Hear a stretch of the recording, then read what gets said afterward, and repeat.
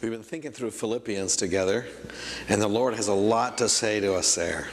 And a lot today. I'm excited about it. It's something that's helpful, that the Lord wants to use to benefit us. It's a wonderful thing. We're thinking about food for thought, which is a good thing to think about, don't you think? Say, Think about that. Food for thought. Now, I want to talk about your brain. And by the way, let's check up and see how your brain is doing. You know, we tried this little bit of an experiment on these 4 verses, 4, 5, 6, and 7 from Philippians chapter 4. And you guys have done a lot of work from that. Now, if you missed a couple Sundays, you're going to wonder what in the world we're doing. But, you know, most of you see this. If we focus on the first 2, let's read that together. Rejoice in the Lord always. I will say it again. Let your gentleness be evident to all. The Lord is near. That's worth reading again. Don't you think? Let's read it again. Rejoice in the Lord always. I will say it again. Rejoice. Let your gentleness be evident to all. The Lord is near. Let's do it again. Rejoice in the Lord always. I will say it again. Rejoice. Let your gentleness be evident to all. The Lord is near. Rejoice in the Lord always. I will say it again. Rejoice. Let your gentleness be evident to all. The Lord is near. Good job. Now you remember how we took the first letter off of each of these words and then kind of put them all together in a line and use that to kind of help us on that in-between stage when we sort of know it and sort of don't. So we can just look at the first letters of the word and say it with making our brain work a little bit on what the words are. And if we do that a lot, we'll discover at the end of a week or so that we have it memorized. Plus, that's a real good thing to use, not this, well, it's good to use 2 weeks from now and come back and review it again to keep it alive in our minds. Rejoice in the Lord always. I will say it again. Rejoice. Let your gentleness be evident to all. The Lord is near. That's verses 4 and 5. Here's verses 6. So we're back to your brain. Your brain, scientists tell us, looks like this. Up until recently, that is, with advances in scanning techniques and imaging techniques and neurophysiology, when we're able to look more at the brain, not just when it's out of the body dead, but in your brain, in your mind actually functioning, it turns out your brain looks like this. It's amazing. You can even look inside and see different thoughts in there. See them? So, now, our brains can't take in just anything. Turns out there's certain things we can take in, certain things we don't take in. And we have a lot to do with that ourselves. We choose what goes in and what doesn't go in. And there's different categories of thoughts that will go in there and different categories that won't. So that's your brain. This is you. And your brain is a really, really important part of you. We're just going to, the influence of your brain is that orange there, okay? That influence of your brain is what decides everything else about your life. Everything but that comes out of you, the rest of you. Now, there's also your heart. And we tend to make a difference between your brain, your thinking, your logical processes, your heart, your feelings. Of course, we know that feelings and thinking, none of that goes on in your heart, right? There's nothing about the aorta that gives you emotions. But oftentimes in the Bible, there's not that difference made. There's more of an emphasis on the thoughts as the inner person, there's motivation. Sometimes there's a difference made. But for now, we're going to say, just take your heart and put it up there with that same influence so that the influence of the inner person, your thoughts, your heart, is up there. And everything else flows out of that. So it's what's in your, up here, it's what's in your brain and your heart that comes out through your hands. Whatever you do with your hands started in your brain, you know. It comes out in what you go, what footsteps you take, and what you're busy about. Whatever you do there came from here, right? This is the command center. That's why thoughts are so important. We can also say that, fortunately or unfortunately, it's out of here that the words come, right? Matthew, when Jesus was asked about if eating something made a person unclean, he said, but the things that come out of the mouth come from the heart, and these make a man unclean. For out of the heart come evil thoughts, murder, adultery, sexual immorality. It goes on from there.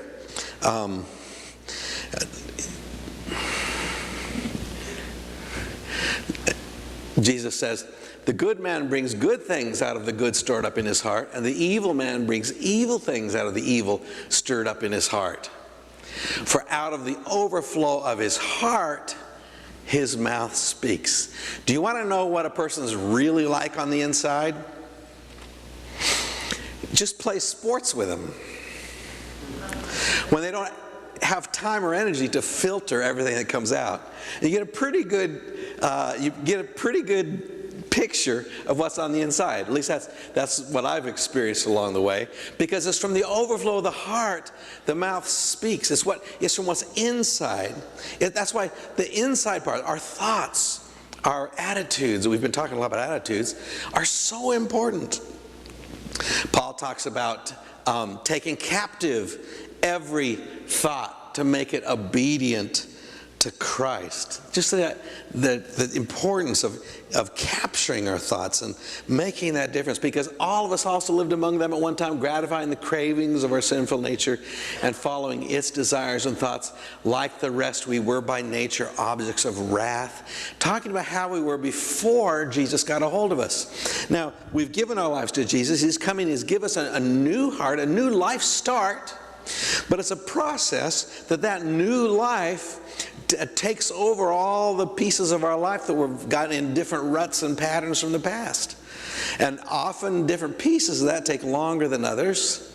But right there, central in that battle, is our thoughts, our attitudes, our heart. Here's what your thoughts look like. Aren't you glad to see that? You don't have to wonder anymore. Those are all different kind of categories, really, of thoughts. And here's your brain. Now, notice, now your thoughts are down there. Your brain has different kinds of openings around that are made to let in certain kind of thoughts. Now, you get to be the main one to determine what openings are on there. Did you know that? Otherwise, it doesn't make sense for God to say to you, think about this, give your attention to this. Think about this, give your attention to this. Don't think about that, don't give your attention to that. Because He knows He can give that command, those commands, that direction, because it's within the scope of your choice to have a lot to do with what kind of openings there are. See, there's an opening for true thoughts right there at the bottom. See that? There's an opening for noble thoughts right there. There's an opening for right thoughts. There's an opening for pure thoughts. And we can go on. Now, these ones are on the back of your brain, so they won't show up in this picture. Some of you are just impressed with the high quality of these brain scans. Never mind, I won't say that. Admirable thoughts, excellent thoughts, praiseworthy thoughts. Now, these 8 things are what Paul's going to talk to us about in the main verse we're looking at now. So let's read this out loud together. You've heard it read to you, but let's read it together. Finally, brothers, whatever is true, whatever is noble, whatever is right, whatever is pure, whatever is lovely, whatever is admirable, if anything is excellent or praiseworthy, think about such things. These are the things you want to open the doors to and let in your brain. Now, I want to say something I've said before and I'm going to say again. In fact, if I do it right, you'll be tired of me saying it after a while, and you won't fall into the error that so much of the world does, the Christendom sometimes does. When God gives us direction, when God gives us either a command or a pattern or a path for our life, it is a path of life. And we often fall into this illogical, silly, that's the nice way of putting it, stupid would be another way to put it, way of thinking that God gives us these directions, but He withholds some good stuff. And if we do it just right, we can mainly serve God and every so often snatch something even better than what He told us to do. So God tells me not to do this, and I mainly don't, but then it just looks like it'd be really fun, really nice to do this. I just take a little bit and think I've gotten away with something. And we need to be reminded that whenever, ever we do what God said not to do, we never, ever gain anything by it. We always lose. We always have cut something off. We've always diminished the life that God has for us every single time. Never in the history of humankind has somebody stepped outside of God's will and gotten something good in the long run. That has never happened. Now, don't think I'm talking down to you like, you silly people, don't you realize this? I'm talking down to me. We all have this little thought like, well, right now I'm going to give into this temptation because it'll bring a little pleasure in my life. It'll do this, it'll do that. And it never, ever works that way. So when God says to think about such things or give our attention or pay attention to these things, to cultivate these things in our brain, whose good is it for? This is a pretty easy question, guys. Whose good is it for?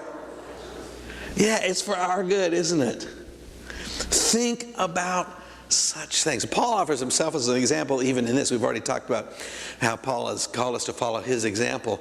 Whatever you've learned or received or heard from me or seen in me, put it into practice, and the God of peace will be with you.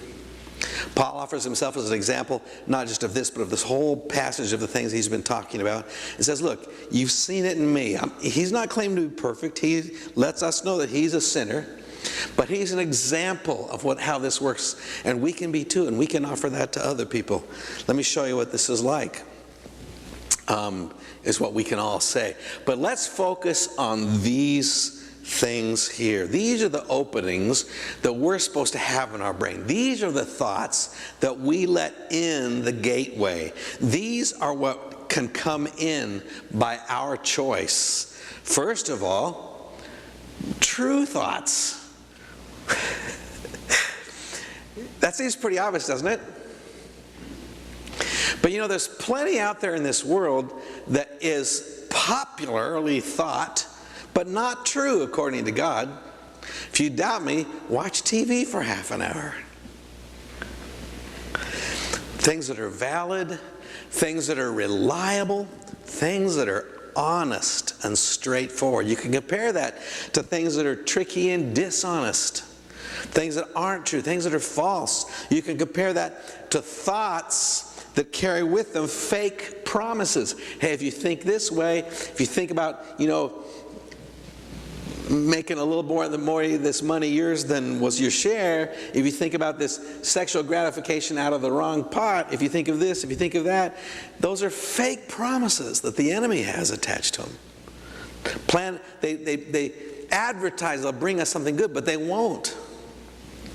Scripture says, surely you desire truth in the inner parts. You can teach me wisdom in the inmost place. So when there's thoughts knocking on the door of your brain saying, let's think about me for a while, one thing you can ask is that true? Is this truth? Or is it stretching it somehow that might benefit me? Is it stretching it somehow I wish it was? Is this truth? By the way, one way to cultivate thoughts that are true is to memorize and meditate on Scripture, or read it and study it and learn what it says. Here's another one. Noble. That's kind of an old-fashioned word, isn't it? How many of you think noble thoughts?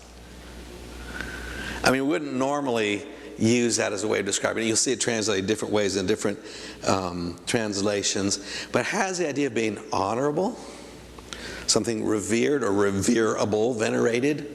And you could contrast that with things that are vulgar, base, rude. Now, I don't know if you've seen this go by, but I have. There's been a popular little piece of Christianity in the last few years. Maybe it's not new in the last few years, but I've seen it kind of bloom, of sort of being Christian rudeness. So that the Christian person, to prove they're free from legalism, to prove they're not their granddad, to prove that it's not your dad's Christianity, to prove something, I'm not sure what they're trying to prove. Throw in a little profanity here, there, and obscenity, and in-your-face rudeness, and to show that they're real earthy, still here on this world Christians or something. I hope you haven't run into that. But you know what? It's not only a contradiction of 1 Corinthians chapter 13, but here is another reminder that the thoughts that are in our head are partly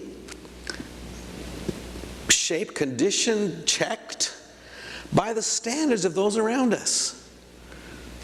You know, that noble, and that's opposite, maybe rude or vulgar, base, those are partly standards of our culture.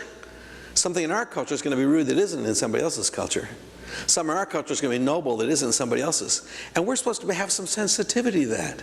And we're supposed to have things on our minds and let into our minds things that are at a high level, things that are good and noble, things that are that kind of higher level.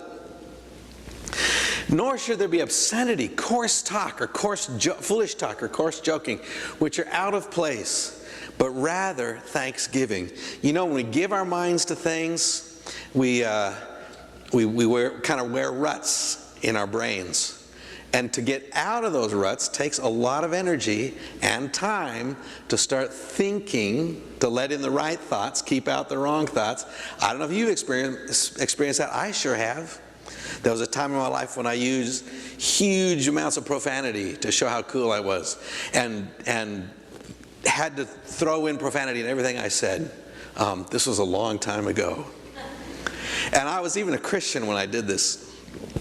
And I wasn't trying to be a cool Christian. I was trying to compromise. I had a civil war going on inside me. It was a miserable, miserable time. But anyway, so I don't recommend this to anybody. But it took a lot of training over a period of time. So those kind of thoughts didn't happen automatically later on. You know, those ruts get worn in there. They're hard to get rid of. And the Lord is saying, hey, the openings you shape on this brain are really important. Let these things in. Don't let these other things in. Here's another one, right. That means just. Means upright. It means godly, both in terms of what God approves of and what God directs. Things that are right. We can ask the stuff that wants in our brains, is this right? You know, a lot of times we won't be able to explain it, but we'll be able to answer that. Have you noticed that? God's made us pretty good at indicating, of knowing ourselves, is this right or is this just wrong? You can compare that to sly, underhanded, or unfair things. Now, woe to those who call evil good and good evil, who put darkness for light and light for darkness, who put bitter for sweet and sweet for bitter. Woe to those people. Now, since I've already picked on TV, I have to say something here.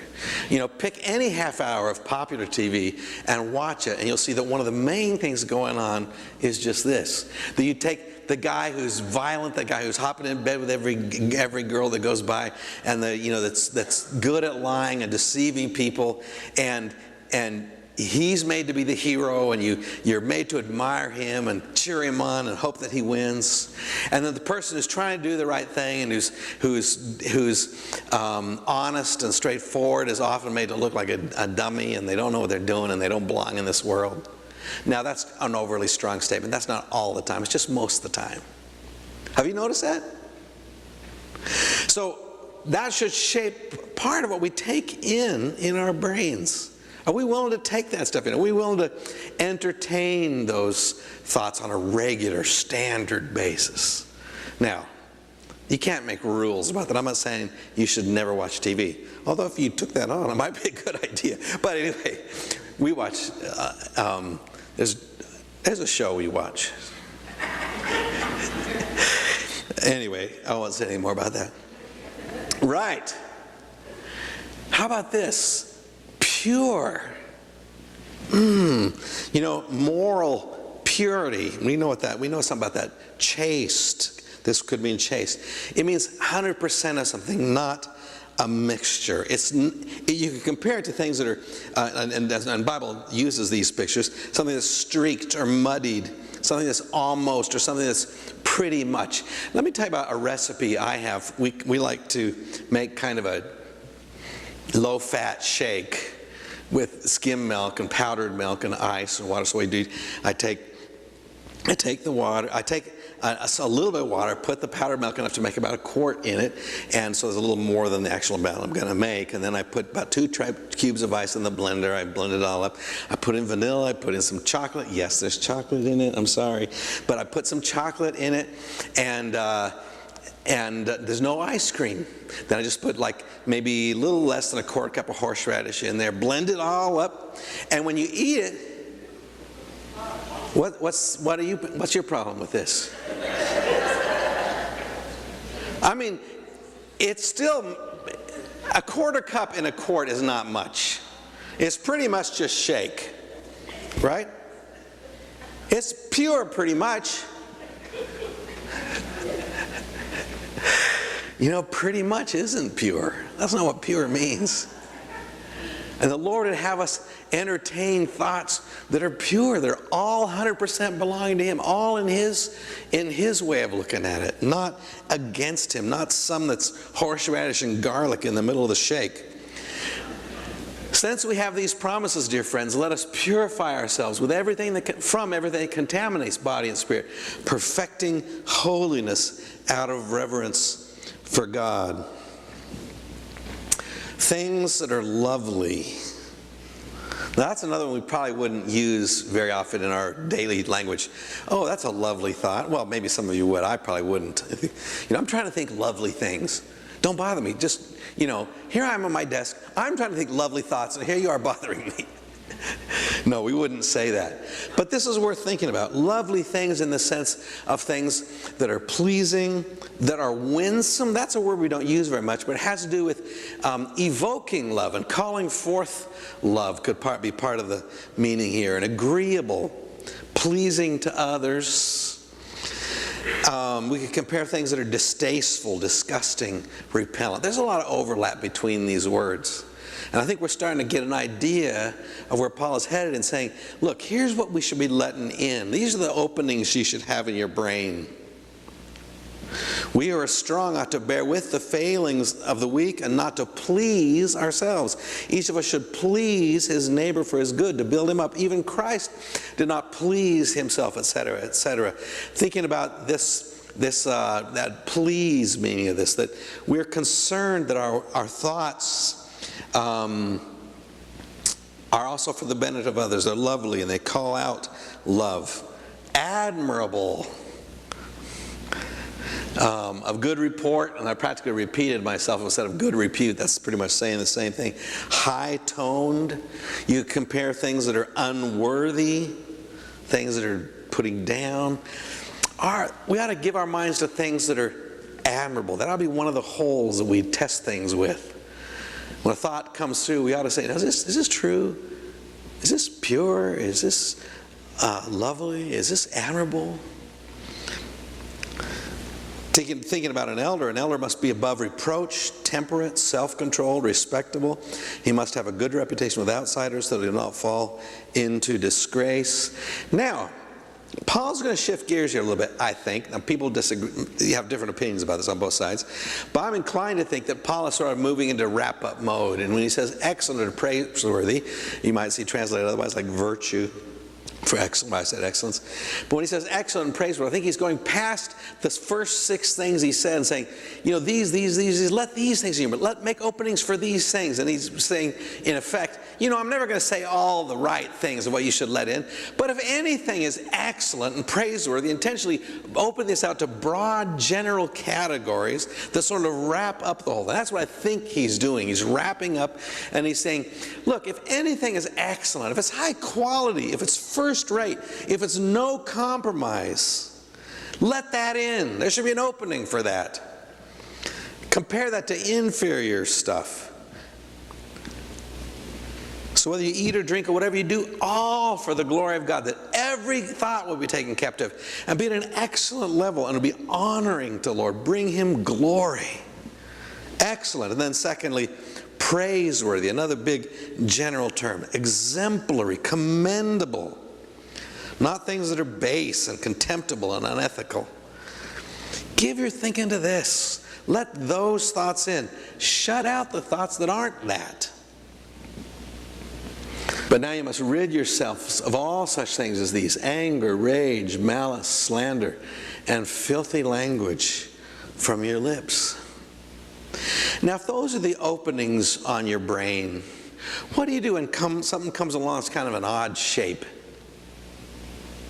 Hey, that looks a lot like true, only it's a little distorted. True is a square. This looks a lot like it, except it's out of proportion. It's just bent some. You know what? If your shape is right, you won't be able to get that in. It won't fit. You'll recognize it. You'll know it. You'll say, no, I'm not going to take that. If it's not true, but it's malicious, for instance, just as an example, no, that wasn't one of the things I'm going to let in here. Not malicious. If it's meant to hurt a person, I'm thinking about how I could get back at somebody. Have you ever heard of anybody whose thoughts were very frequently given to revenge? Sure you have. Is it possible for us to do those kind of things? Yes, it is. Or maybe impure thoughts. That looks a lot like pure, but it's just distorted. It's just added to on the ends. It's like mostly pure, I don't think about those kind of impure things. I just think about pure things plus a little.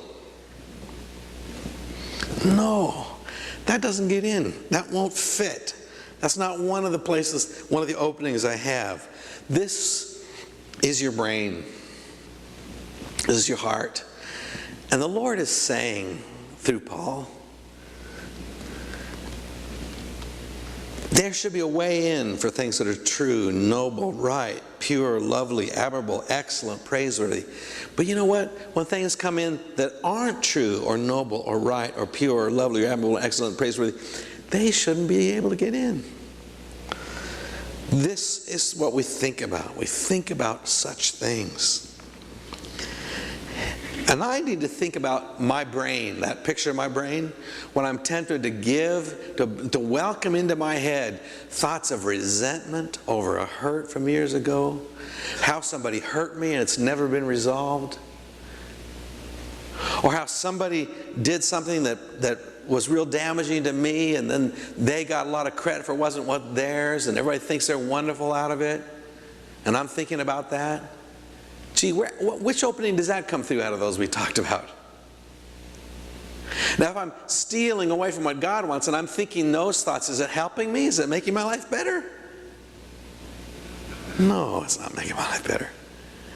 If I'm tempted to think impure thoughts, is that helping anything? Am I missing something if I refuse those impure thoughts into my brain? Am I missing something? No, I'm gaining something.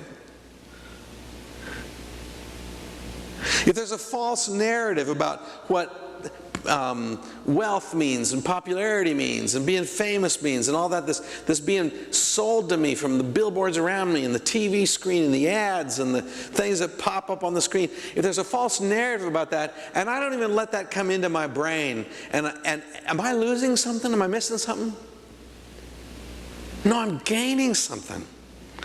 It's for our good that God gives us this. He says, look, filter stuff. Don't let your brain be filled with stuff that doesn't fit these categories. Finally, brothers, whatever is true, whatever is noble, whatever is right, whatever is pure, whatever is lovely, whatever is admirable, if anything is excellent or praiseworthy, think about such things. Let's pray.